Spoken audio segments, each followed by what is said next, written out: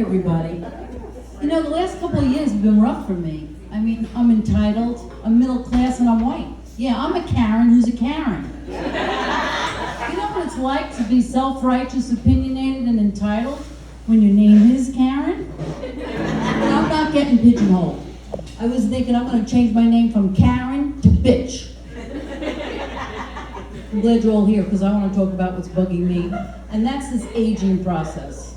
I mean, everything is sagging. Everything. I can remember when I was young, my mom would say, enjoy what you got. It's all gonna drop. She was a real self-esteem booster. Anybody remember the pencil test? We used to take the pencil, stick it under our firm butt cheek, and it would fall right to the ground. Well, today I could hold up a thermos. I keep my whiskey, I mean my coffee in it. I feel like my body's betrayed me. I had to go to the doctor, I was put on all sorts of medication. I line it up at night so I don't forget to take it in the morning, but today I think I took my dog's heartworm pill. I haven't really noticed any adverse effects.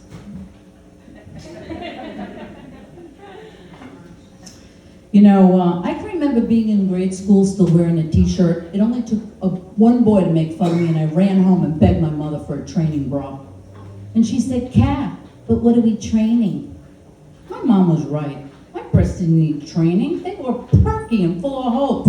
They hadn't got knocked down by the bitterness of life. Now let's face it, people bounce back. I can't say I've had that luck with my boobs. You know, another thing about aging that sucks is trying on a bathing suit. I mean, it's a freaking nightmare. And they tell you the fluorescent lights are unforgiving. In my case, they're holding a grudge. Now, and then we got these damn high school reunions to deal with. I mean, the 10-year, everybody's sizing each other up. It's quite competitive. The 20th, people have been through stuff. They're a little bit more humble. But by the 40th, it's an AA meeting. But not everything about aging is horrible. If you're lucky enough, you could be a grandparent, and I am. And I do like it if people applaud for that. It makes me so happy. My little guy is precocious and somewhat of a smart aleck. And the other day he was like, Nana, I lost my first tooth. I said, honey, how does it feel? He said, Nana, I waited my whole life for this moment. Plus the tooth fairy paid me cash. I don't even have to claim it. He's so smart, I'm going to have him do my taxes. There's another upside to aging. People don't talk about it. I can remember my hates and resentments in my 20s and 30s. I can meet the very same people today. I can't remember why I hate you. I have hearing loss. I was in the car with my son. I guess I cut this guy off. I thought he said, have a nice day. I said, you too. My son goes, Mom, he just said, fuck you. I look in the mirror. I feel somewhat protected because I can't see well. I don't see all my wrinkles. I'll tell you what I do see, though, is these 4 billy goat hairs. And in another month, I'll probably look like ZZ Top. So I can't remember, I can't hear, and I can't see. I've never been happier. But it's not just my body, it's my mind, too. My memory is shot. I mean, I was crazy busy at work. I ran home real quick to make dinner for my husband. And then I remembered. I don't have a husband. That's why I do stand-up. I need somebody to talk to. So I'm 60, divorced, and back out in the dating world. Yeah, I'm fucked.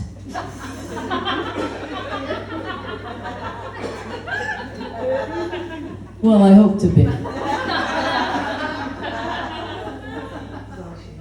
Yeah, you know what? My dad, after my divorce, was insistent that I move home with my boys. I was like, look, Dad, I went back 5 steps. I'm not going back 105.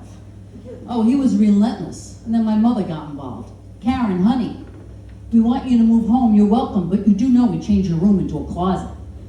Thanks, Mom. That's not a good one. We'll get rid of that joke. Okay. Bumble, the dating site. Do you know they offer a discount for a lifetime membership? Even they don't think I'm going to meet somebody. Anybody dating? I think we have single people here. Well, everybody knows it's slim pickings out there. I mean, I went out with one guy, he wouldn't do it unless the sheets were washed that day. Now I work with who you are, but this guy, he had bad breath and he really wasn't well endowed. I knew I was gonna break up with him. He said to me, "Are you breaking up with me because I got halitosis and a small penis?" I said, "No, I'm breaking up with you because I hate doing laundry." You know, sometimes I get ghosted by these losers all the time, right? But recently, I've been talking to this guy. He's calls me all the time. He's well-spoken and caring, and overly concerned about my car's extended warranty. You know, sometimes it gets lonely living alone, so I went to the pound. I thought maybe I'd get myself a dog, but there wasn't one. That night, I had a date. We went back to the man's place, and before I know it, we're in bed, and he's on all fours. And I'm thinking, well, I was thinking about adopting a rescue. Yeah, screwed that joke up. You know, my dad, my Italian father was very concerned about me being alone. So he set me up with a man from the Elks Club. He said, "Kay, you're gonna really like this guy." I know. He's handsome, self-made, and extremely loyal. I was like, "Dad, how do you know he's extremely loyal?" He's like, "Well, he's been married for 20 years. Yeah, but I'm bummed. My friends too, you gotta go on Match or Our Time. So I went out on an internet date. The guy looked older and nothing like his picture. When he said, "I sense a little hostility. Are you angry I'm older than my picture?" I said, "No, I'm angry you're older than my father." I was lucky enough to go out with a real hot Frenchman. The guy had a very thick accent though.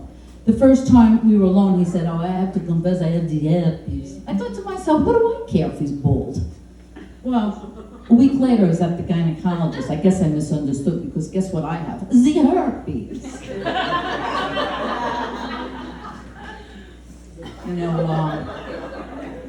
sometimes I worry, like, suppose I live to be 90, who would take care of me?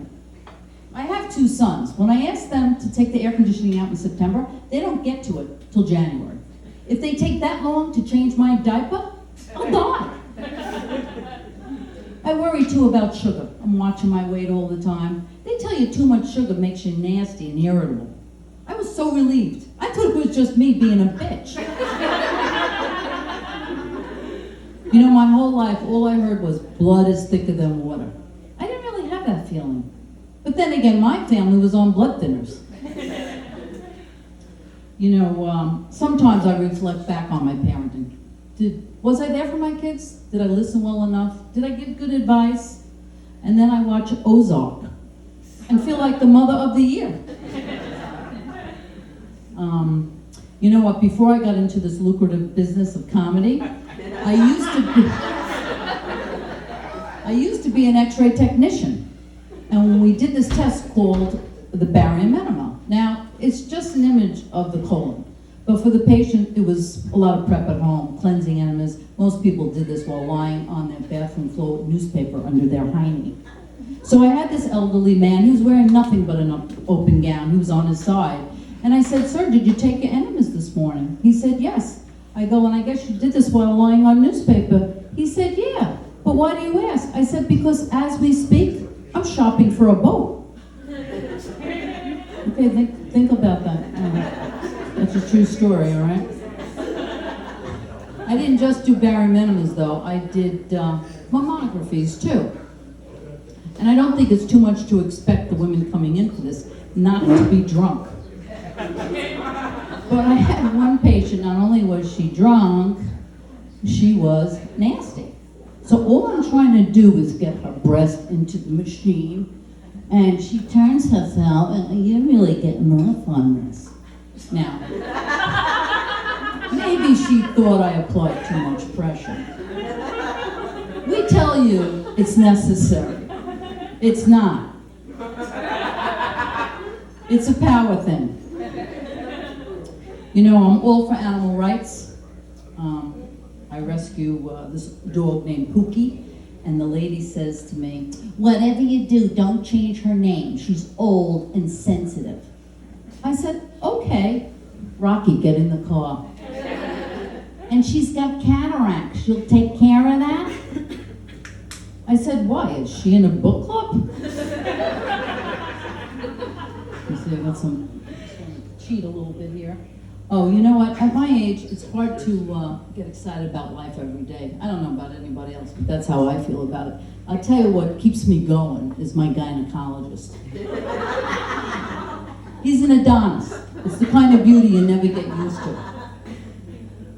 So when I went to him, I always felt like I was cheating on my husband. So I told my girlfriend who goes to him, she says, Karen, that's why I go. When the nurses want to come in the room, I'm like, no, this is my time. I paid a double copay for this guy and he's not even in network. The last exam was so hot when it was over, I asked him for a Newport.